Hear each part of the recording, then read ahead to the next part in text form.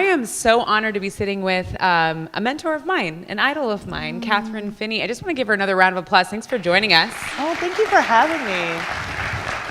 Please, everyone, forgive. We talked about this last night. I brought my son to the welcome dinner. I have a 7-month-old son, so this is my second or third cup of coffee, not sure which.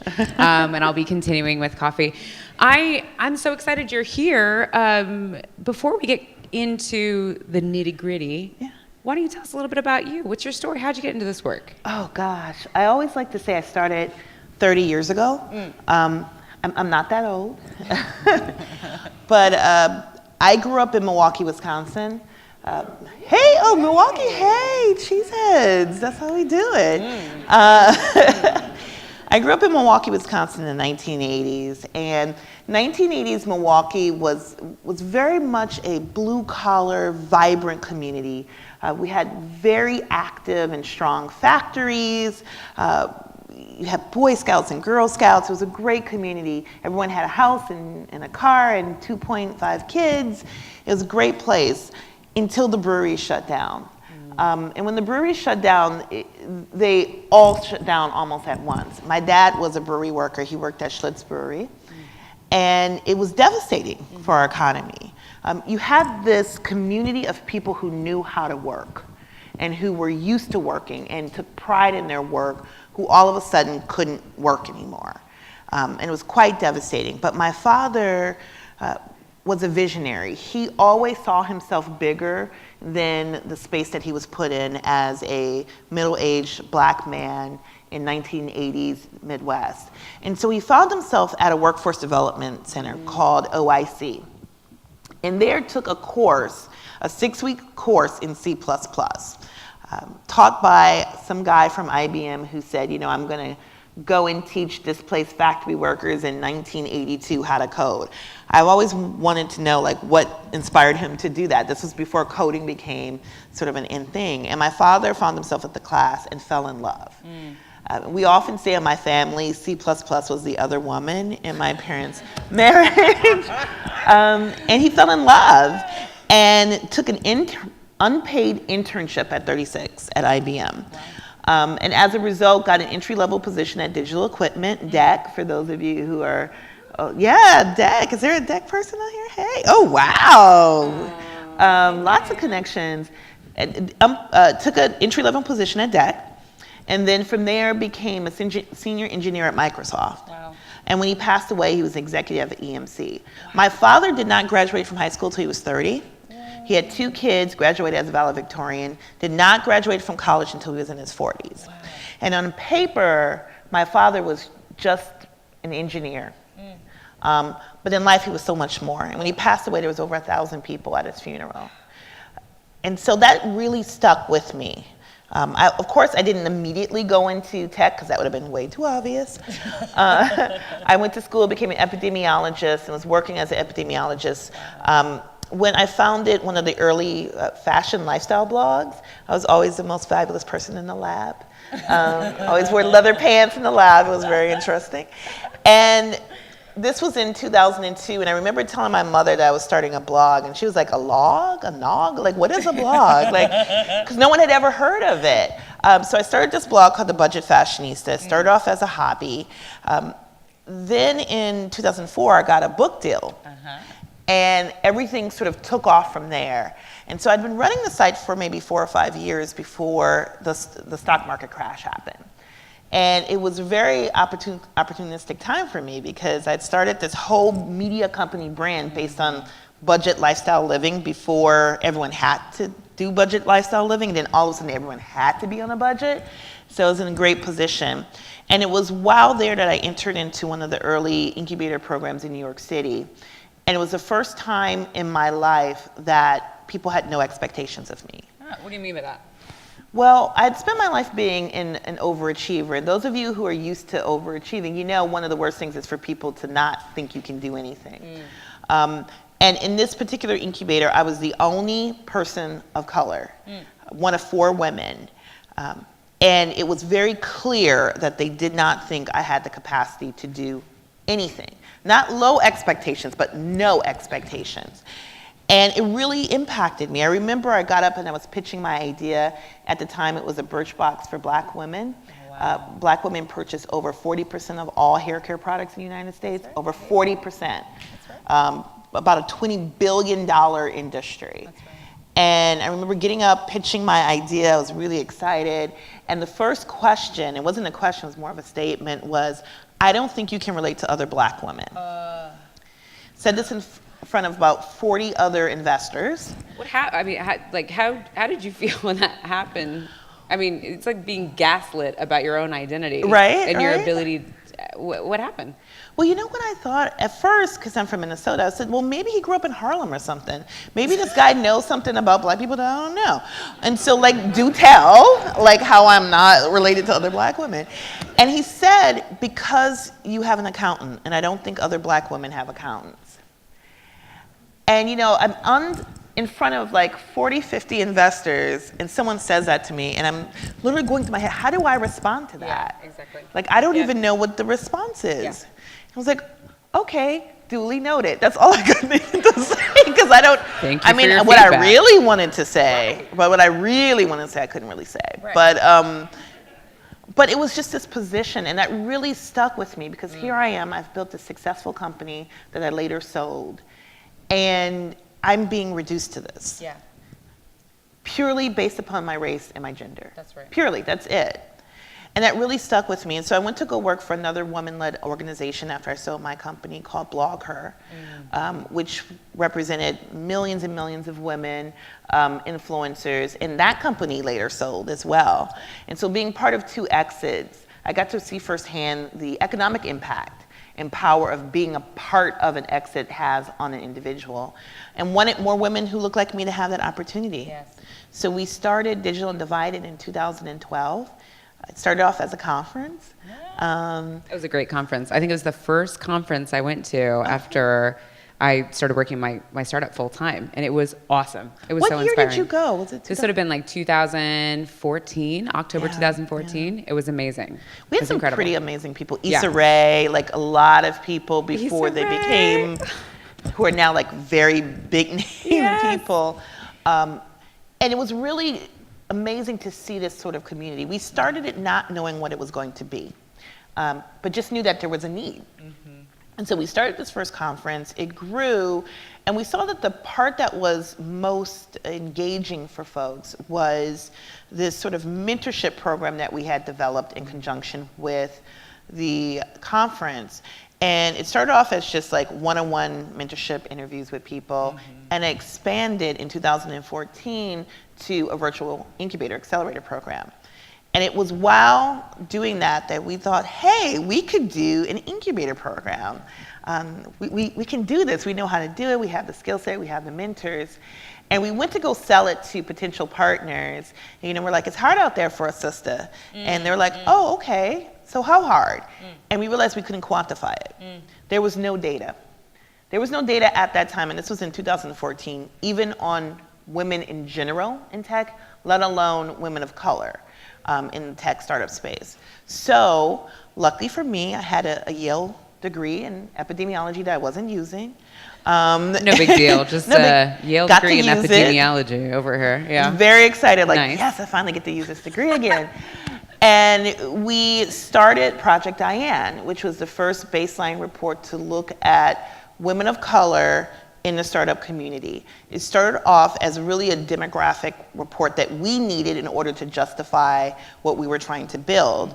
And it was in the middle of doing it that we realized that we had this incredible data, some of the data that was quite scary and shocking, that we couldn't keep it for ourselves. Like, the data was too important for us to just hold on to it. And so we released it in 2016, and it fundamentally changed the venture space, the startup space, and it's really fostered significant discussions. What to you was so shocking or devastating about that data, and then what have you seen happen as a result of sharing that story? Yeah. So one of the things that was most shocking was how little venture dollars we've received. So in 2016, When you say who's we? Black women We, in particular. okay. So we focused mostly on Black women at that time. We have since expanded to include Latinx women in 2018, but in 2016 we focused on Black women, and Black women at that time had received approximately 0.2% of all venture funding. We have since, and that was just in 2016, we have since expanded it in 2018 and looked at venture funding for the past 10 years. So there's been somewhere around $420 billion of venture funding that has gone to startups in general in the past 10 years. And Black women have received something like 0.0006% of that funding. Statistically, basically zero. Latinas have received something like 0.004% of that, statistically zero. Black women are approximately 6.5–7% of the US population. That's really important to note exactly how large our population is. The Asian American population in America is about 4%. So that gives you an idea of how disproportionately less funding we get. Based on even our population size. The population of Latinx women is somewhere between 12 and 13% of the US population and rising, so we're not getting the funding. Right. And what was interesting is looking at the average raised by Black women in particular. The average raised by Black women in 2016 was $36,000. It's gone up a little bit to $42,000 in 2018. Exciting, right? Yeah. The average raised by mostly white, mostly male, failed startups was 1.1 million. So we weren't even raising enough to fail properly. We weren't even getting that amount. What do you mean by fail properly? Tell me a little bit. We talked about this last night, Yeah. right? Like, Yeah. what does that mean, fail properly? Well, we're not allowed to fail. We're not given the funding to fully test out our ideas and develop them to see whether or not they can survive in the market. So we're given little token amounts of money, $10,000 here, $25,000 at a pitch contest. But anyone who's actually built a startup knows that that is not enough to do anything. So we're not given enough to have the runway to fully test out our ideas to see whether or not they can actually stand in the market, where others get that privilege. What do you think that money should look like instead of that 42,000? What should it actually look like? That's a really good question. I think it would be great if the average was around, 150, 200. But even then, I think it's not even so much about the specific amount of money. It's about the opportunity. It's about when you have successful startups led by women of color, that we're not celebrating the fact that they've raised $6 million when other women have raised $40 million that same day. Yeah. It's about making sure that it truly is equity and that our ideas are funded. And we're not asking for handouts. I always like to be very clear about that. Right. We're talking about market-based approaches that deliver a market-based return to investors. That's not what we're talking about here. We're not even given the opportunity to explore that. Yeah, that's absolutely right. And I kind of want to go back for a second and think about you standing up in front of those investors and somebody telling you don't understand your market, though you are the market that you intend to serve. So if you're not even getting the money that you need and people have low expectations for your ability or no expectations, that's right, then it's just this constant feedback loop that you can never escape it, right? You can never leave. You can never leave. Yeah. And you can never start building that generational wealth that would allow you to fund the next generation of folks to get to where they need to be. Which I would love to shift gears, if that's okay with you. Yeah. You got family here. You got folks in Portland. Tell us a little bit about that. Yeah, I've been coming to Portland for a while. My cousin Cedric is in the back there. Hey, Cedric. My family has actually been in Portland for maybe close to 80 years. My great uncle, William Woods, we called him Uncle Harold, came here with the railroad. Came here in the 1940s. As a result, some of his siblings came, including my Aunt Jean, who's my cousin Cedric's grandmother, all came out to Portland. And this was at a time where, knowing a little bit about Portland's history, Portland didn't exactly embrace them. And probably still has some challenges with embracing. But they built a community and built a family, a very vibrant, active community here in Portland. It's been a privilege to not only know my Uncle Harold and get to know his path through Portland and through his life, but also to come here as a kid. So I've seen Portland change quite a bit and develop and grow, and see the possibilities of where it can be, where it can go. Well, and I'm thinking a lot about some of the, you came here to check out Portland, right? Yeah. And you started that accelerator, the big accelerator in Atlanta. How many years has that been going now? We're in the closing of our 3rd cohort. Wow, congratulations. Yeah. That's I've heard so many good things. How many people have heard about the big accelerator? Okay, a few people. Yeah, you can clap. You can absolutely clap. Super exciting. I want to talk a little bit about that. Can you just tell us about the big accelerator really quickly, and then I'll get us to the next thing? So we started big we actually started off as accelerator, and we transitioned to an incubator, and I'll tell you why. Got it. When we started off as an accelerator, we did a pilot. So we had this great data from Project Diane, and we're like, okay, now we're going to go do this program. And we started off as an accelerator program, and we took the framework that everyone else had did. We took the frameworks of the Techstars and the Y Combinators and built a 12-week accelerator program, mentorship, some investment, just really took this sort of position that everyone else had. And we realized that didn't work. It failed. It failed really, really bad. And what we realized was that those programs were built for a certain type of founder. They were built for mostly young, mostly male, mostly white founders. And that was the path that the startup world had said was the only path that you could take to startups. So it wasn't even built for older white guys. So if you were a white guy over 40, it wasn't for you either. Like, it was very specific type of person that these programs have been built for. And so we asked ourselves, what would happen if we throw that completely out and we built it for us? And what would that look like? And we spent 4 months working on it and talking and doing more talking and lots of talking and lots of whiteboarding. We have a whole big whiteboard wall, sticky notes, visioning. We did a whole bunch of business model canvas. We had like 1,000 business model canvases that we did.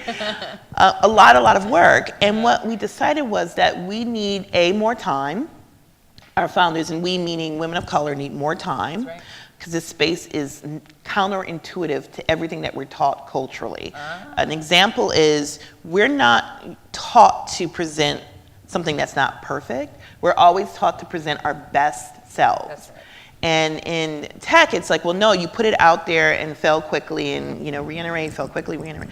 We're not taught that. That's counterintuitive to what we know. Right. So we have to get comfortable with that. That's right. And so we built a 9-month incubator program. 9 months. Wow. And we've seen enormous success, like right out of the gate when we changed the model. We do a lot of mentorship. Each of our founders gets something like 50 hours of mentorship. Wow. During the program. We built an EIR program because what we've learned that it takes women of color about 2 years to really be able to build companies. So we need seed money to help us get through that sort of second year after the first year of being in a program. And then once we're done with the 2 years, we're like off and running and killing it in like massive ways. And those are the things that we learned. And it was really hard, but it took us being able to say, okay, you know what, this doesn't work, and everyone's telling us this is the way it's supposed to be done, but we know our community. We also happen to know the startup community too. What happens if we just threw it all out and did something for us and didn't care what other people thought? We were lucky enough that we had a visionary funder in the Certner Foundation that allowed us to do that. And I think if we didn't have that, we would not have been able to do it. And we were also fortunate that I had sold a company. So I had the wealth to be able to take the risk. And not all of us have that sort of opportunity. And so we were able to really develop this program and now have built partnerships with others from JP Morgan. The Case Foundation has been a huge supporter of ours. Kaufman is also a very big supporter of ours as well. Prudential now. So you've had, I'm thinking about this experience you've had. You have experience in startup world. Like you said, you've been able to kind of throw some things out and experiment, give folks the time they need, accrue the generational wealth to be able to start funding that. You've got folks from Portland, you come here to Portland. Let's talk a little bit about some thoughts you have about that. I mean, as we think about how we can continue to build an inclusive community, one that does care about diversity in a way that puts dollars on the table. What are the hard questions that we need to be asking about the work that we're doing, and what do we need to do? What do you think? Well, I think the first thing is to realize that this is not going to be easy. It's going to be messy, and it's going to be difficult, and it's going to take time, and you're going to learn a lot about yourselves, some things that you may not want to learn. That is going to be difficult. One of the things that I'm a little bit taken aback by is there isn't many Black people in the audience today, and why is that? And that's a question that we all should be asking. Why aren't there Black people here? I'm not sure if there's very many Latinx folks who are in the audience as well. And why is that? Like, where is the breakdown happening here that these communities don't feel comfortable, invited, included at a conference about inclusion? And that's a really tough question to ask ourselves. One of the things I was talking to Paige about that I've learned, even about my own community, because the Black community is not monolithic. There's many communities within the Black community, and the one thing that I've learned is that you have to be very explicit in the ask with our community. So if you want us to show up, you cannot just assume that we're going to show up. You can't just say it's inclusion and everyone's welcome and then expect us to show up. We don't operate that way. And that's because there's a historical context for that, and particularly in context of Portland.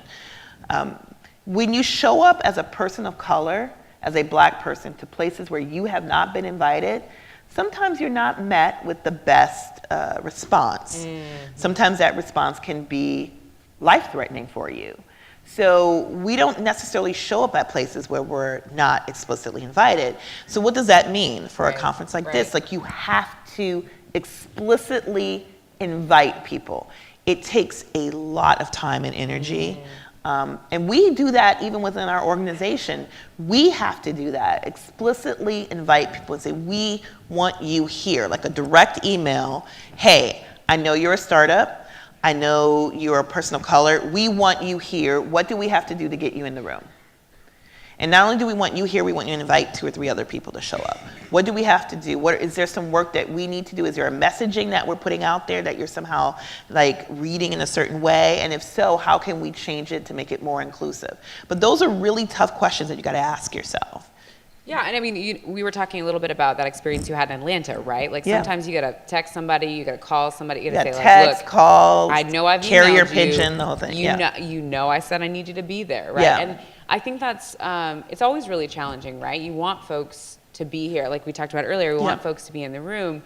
But there's also some historical context, like we talked about earlier, like I was sharing earlier with Kathryn, my dad is from the South.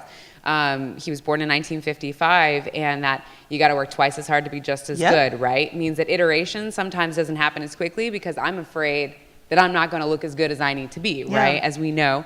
And also, there's that sense of like, do I belong here? And it takes time. Like Kathryn said, she can't just send invitations out, right? Like, and I've had the same experience too. Like, I need to keep showing up. I have to personally keep showing up. And that's a question we talked about earlier. You have to show up in the communities too. Right, so over it's and not over even again. just we're inviting you in. That's right. We're also coming to you too. That's right. So we're showing up at your events. We're supporting you at your events. That's right. And we're listening and we're hearing. And that's super, super important. And then once you get people in the room, they have to feel comfortable to be in the room too. And that doesn't mean that you have to be like overly, codifying or anything like that. That's not what we're talking about. But there are certain cues that people look at to see if I'm really truly welcome. They look at who's speaking, who's on the panels, who's part of the advisory committee, who's organizing it. All of those sort of things are cues that people take to determine whether or not I can be in the room, and once I'm in the room, if I will be safe in the room. And safety isn't always just physical safety, it's also emotional safety. As people of color, as a woman of color, I'm very focused on guarding my emotional safety, particularly at this time in this period that we're in the world.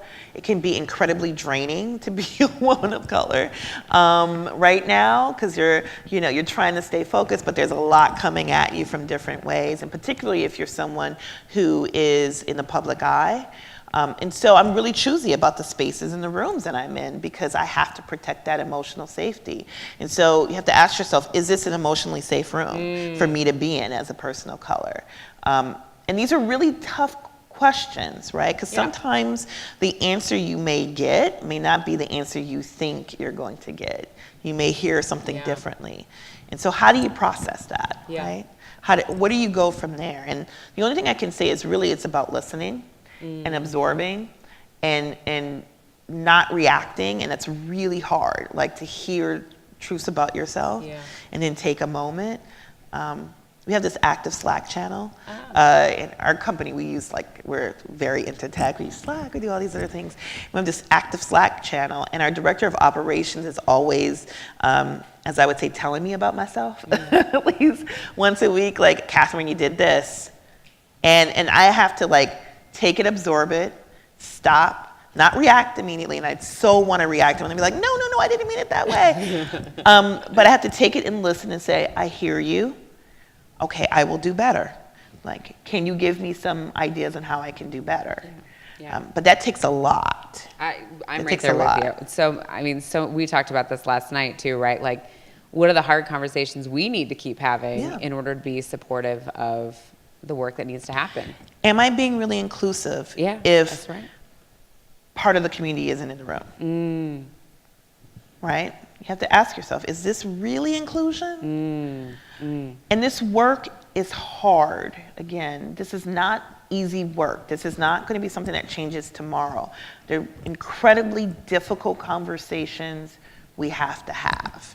Incredibly difficult conversations. Incredibly difficult. Yeah. And I'm so grateful that you are willing to kind of talk about that and ask those questions, because I think, what I'm grateful for in the community here is that we are having these conversations on a regular basis and hearing from you like, hey, you got to keep having them. It's going to happen. It's going to take a very long time to keep having these conversations. So this is an important space that you all are part of today. So thanks for being here. And this is the first step. I think you all should feel confident in your abilities to have these conversations because you're here and you're in this room, and obviously you care about this. There's so many other things you could be doing with your time right now at 10:30 on a Friday. That's right. It's a beautiful day outside. Like, you could be doing other things, but you're here. And so that means something. And that means that you're ready to do the work. And so now how do you do the work? That's right. How do we do that work? That's wonderful. With that said, Kathryn does need to jump on a plane, so we got to get out of here. Let's give her a warm round of applause. Thank you so much.